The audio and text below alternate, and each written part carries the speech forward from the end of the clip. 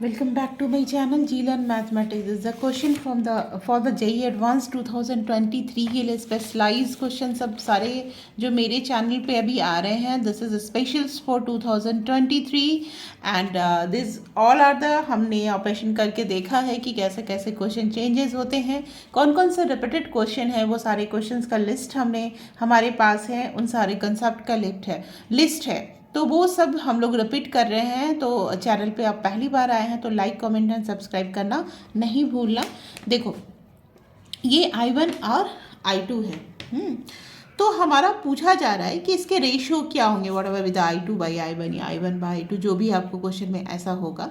तो इस तरह के क्वेश्चन को हाउ टू प्रोसीड ऑन, कैसे हम स्टार्ट करें करना. तो सपोज ये I2 है तो हम लोग लिख सकते हैं ना 0 to 1 x पे पावर 1004 1 माइनस x पे power 2010 power 1004 dx. How we will consume it. देखो मैंने इंटीग्रेशन में एक आप लोगों को ट्रिक बताया हुआ है कि जब भी ये और dx कुछ एक ऐसा टर्म हो, दो टर्म के साथ आप dx ऐसा करो कि वो नया आप सब्स्टिट्यूशन में वो चीज़ कंज्यूम हो जाए, वो लग जाए.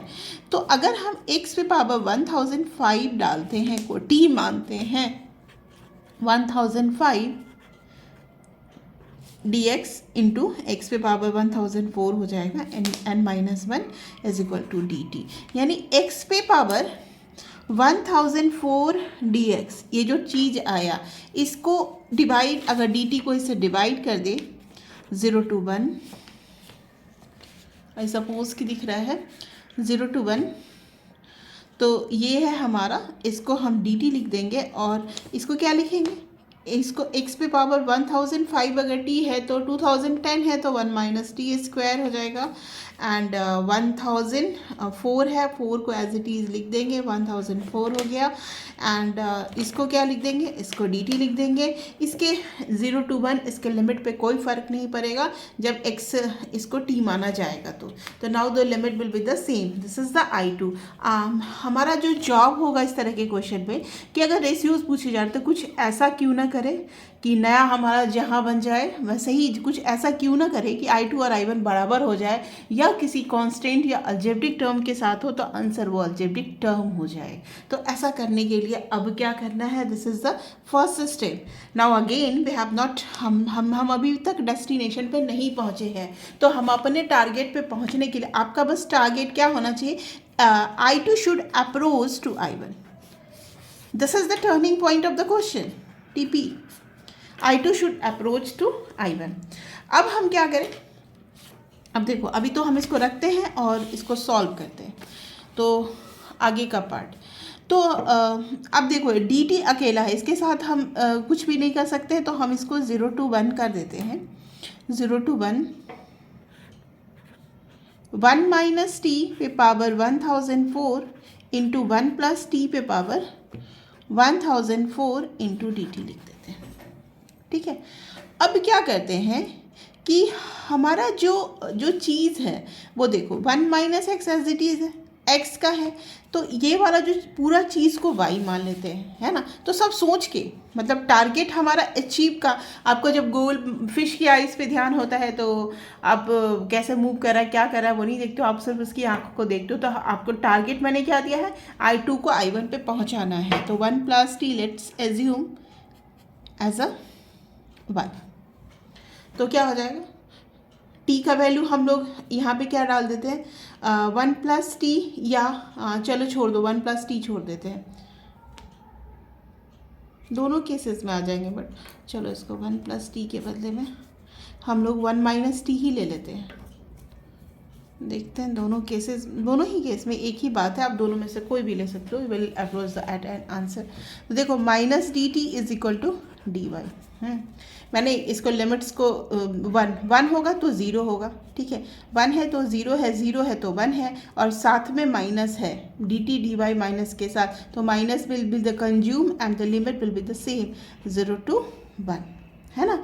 एंड हमने क्या किया कि 1 माइनस टी को हमने, इसको नहीं, इसको हटा दीजिए, 1 माइनस टी को हमने क्या किया, वाई माना. ठीक है, you have to remove this one. तो हमने 1 माइनस टी को y माना, तो this will come as a y 1004, है ना। अब तो कहानी में एक ट्विस्ट है। क्या ट्विस्ट है कि 1 माइनस टी वाई है, तो टी को क्या लिख सकते हैं 1 माइनस वाई, तो ये वाला टर्म क्या हो जाएगा 2 माइनस वाई 1004, और यहाँ पे हो गया डी वाई।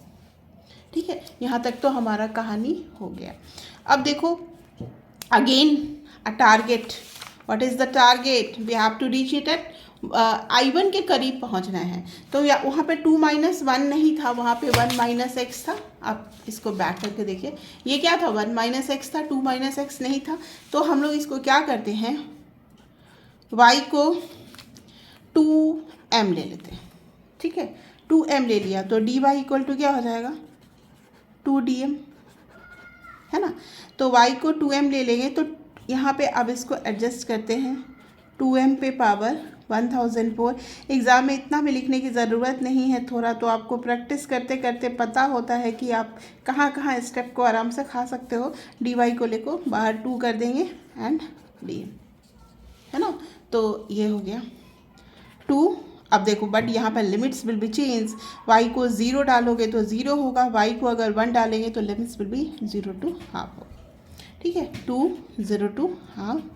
अब 2 पे पावर 1004 को हम कॉमन ले लेंगे, और m पे पावर 1004 हो गया, ये हो गया 1 माइनस m पे पावर 1004। इसमें से भी 2 पे पावर 1004 को कॉमन ले लेंगे, और यहाँ पे dm लिखेंगे। अब देखो, अब तो हम पहुँच चुके हैं अपने डेस्टिनेशन के पास, लेकिन हमारे पास still we have hurdle how to change the limits, because हमारा जो I1 है उसमें लिमिट्स 0 to 1 है ना। जो आप again just see the question में क्या है, ये हमारा हर्डल है 0 to 1 एंड हम 0 to हाफ पहुंच चुके हैं। तो पहले इसको थोड़ा सिंप्लीफाई करते हैं, फिर देखते हैं क्या क्या होता है। 2 पे पावर क्या लिख सकते हैं हम, 2 पे पावर 1008 एंड 2 पे 2000 यहाँ पे है 1004 1004 दोनों मिलके क्या हो जाएगा 2009। ये 2 भी मैंने कंज्यूम किया 0 to हाफ एंड